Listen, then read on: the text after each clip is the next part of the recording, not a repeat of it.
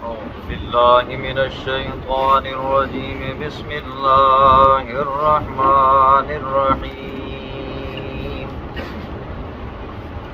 ألم نشرح لك صدرك ووضعنا عنك وزرك الذي أنقض ظهرك ورفعنا لك ذكرك فإن مع العسر يسرا إن مع العسر يسرا فإذا فرغت فانصب وإلى ربك فارغب. صدق اللہ العظیم.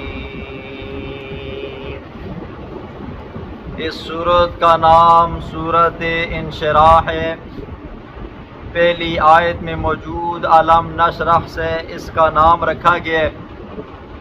سورت انشراح کا سورت ضحیٰ کے ساتھ ربط نمبر 1 یہ ہے. سورت ضحیٰ میں اللہ رب العزت نے نبوت کے ملنے سے پہلے 3 انعامات کا ذکر فرمایا تھا. نمبر 1 علم یجد کا یتیمن فآوا، آپ یتیم تھے تو آپ کو ٹھکانہ دیا.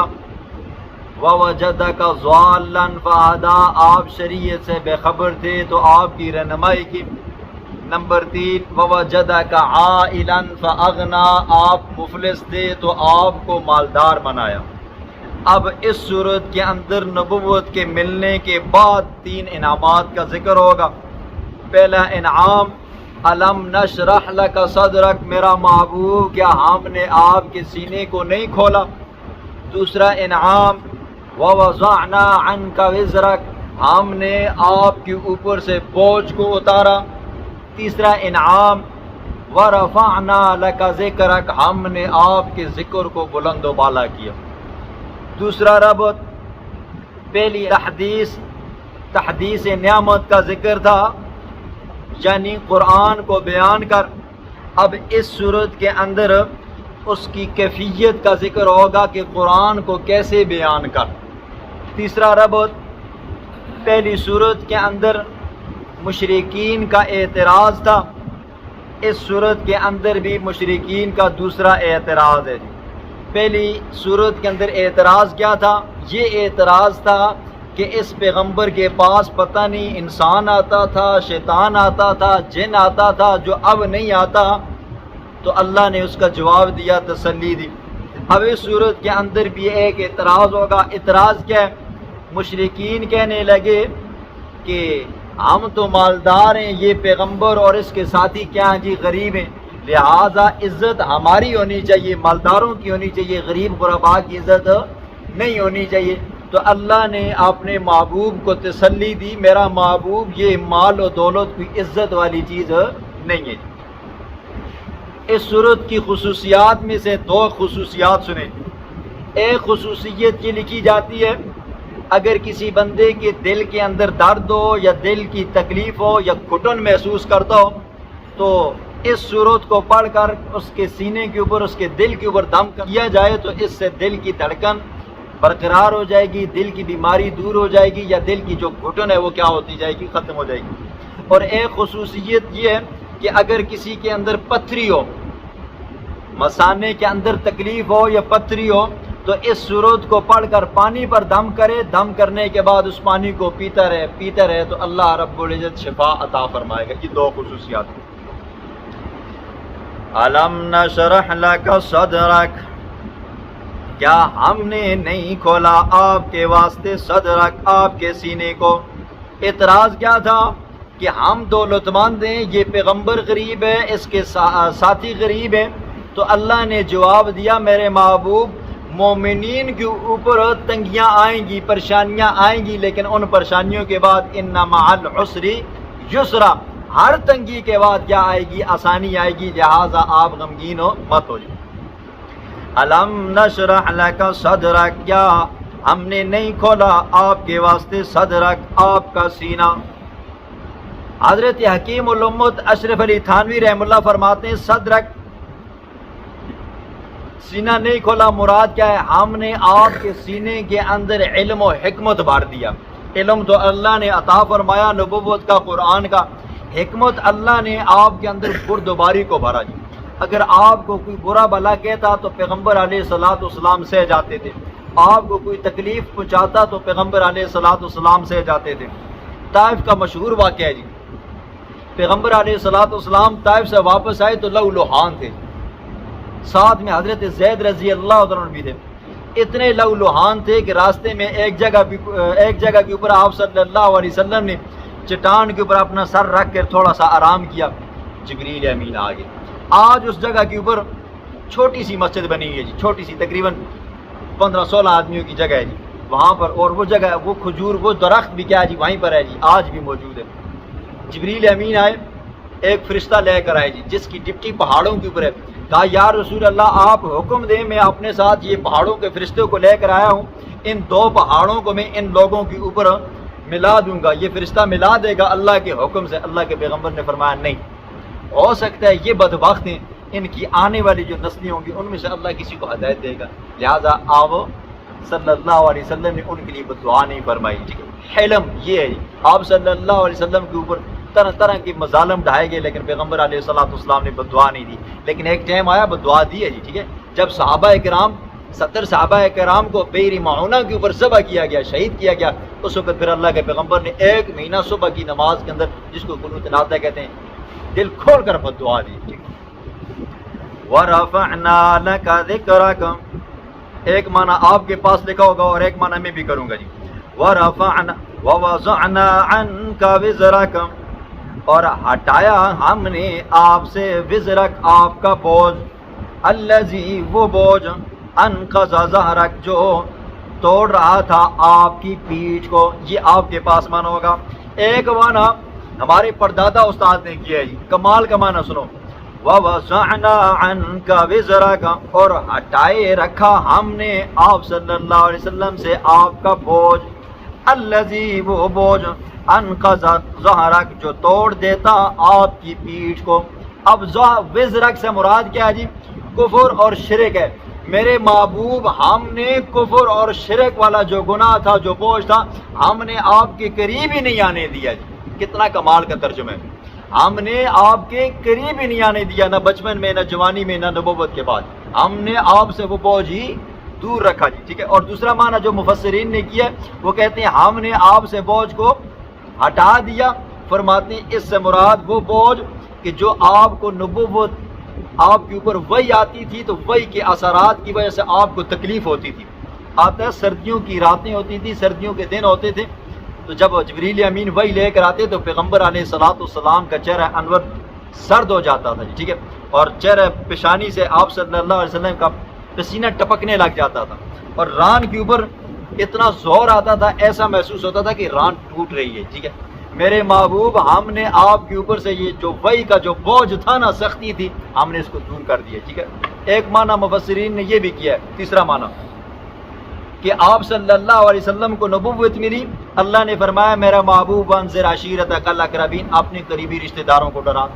سب سے پہلے جب اللہ کے پاک پیغمبر نے فران کی چوٹی کے اوپر کھڑے ہو کر لوگوں کو کہا نا, میں تمہیں ڈراتا ہوں, میں اللہ کا رسول ہوں, لہٰذا میری بات مانو, میری اطاعت کرو, میرا کلمہ پڑھو, تمہیں جہنم سے بچا دوں گا.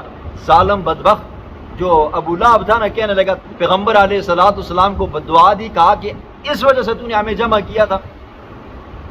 اللہ نے فرمایا تبت یدا ابی لہب وتب, ابو لہب تیرے دونوں ہاتھ ٹوٹ جائیں.